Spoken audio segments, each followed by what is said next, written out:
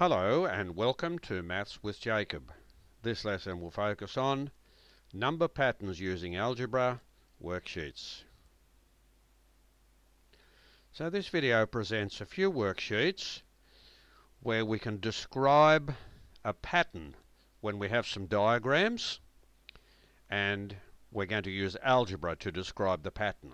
Not just in words, but we're going to write a number sentence, if you like, which has letters in it.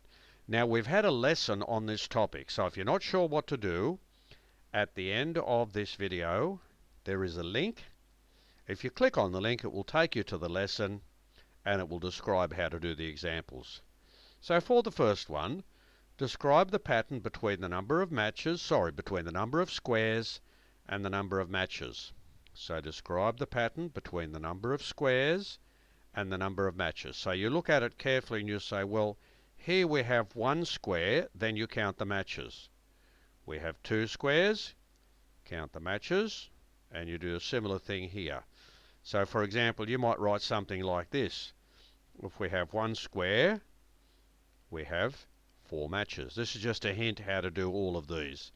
If we have 2 squares, we can see that we have 8 matches. When we have 3 squares, we can see that we have 12 matches, and when we have 4 squares, we can see that we have 16 matches. Now you look at this carefully and see if there's a pattern, and you will see a pattern immediately. Look, from 4 to 8, from 8 to 12, from 12 to 16, there is a perfect pattern there. We can describe it in words, but our aim is to write a simple number sentence using letters to describe what the pattern is. So remember, there is a link at the end. If you need help, just click on the link. The next one, describe the pattern between the number of triangles and the number of matches used. So this is exactly the same thing. 1 triangle, 2, 3 and 4. Then you write the number of matches. You see if you can pick a pattern, and then you try and write that pattern in the form of a number sentence using letters. The next slide. Describe the pattern between the number of squares and the number of matches used. Now this is slightly different from the first one because you can see here the squares are joined. So you have 1 square, there are your 2, 3 squares and 4 squares. But it's a little bit tricky because the squares are joined. So again, you have 1 square and you've got 4 matches. You've got 2 squares and you've got 7 matches. You don't have 8 because there's a common match here, see? When you have 3 squares, if you count the matches, you have 10, like that. And here you've got 4 squares, so when you have 4 squares, you actually have 13 matches. So look what's happening. See how it's going up by 3? Okay, so there is a pattern. So you've just got to work out how to write that pattern down using letters. Here's a similar example using triangles where the triangles are joined.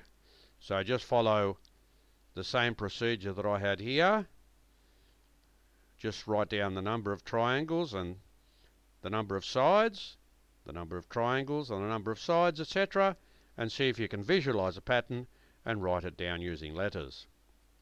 And for the last slide, a little bit more complex. 1 shape, 2 shapes, 3 shapes and 4 shapes. Write down the number of sides for each one, pick the pattern and write it down using letters. And it's exactly the same for number 6. These are pentagons, 1, 2, 3, 4 pentagons. So write 1, 2, 3, 4, write the number of sides next to each one, and see if you can pick a pattern and then write it down using letters in the form of a number sentence.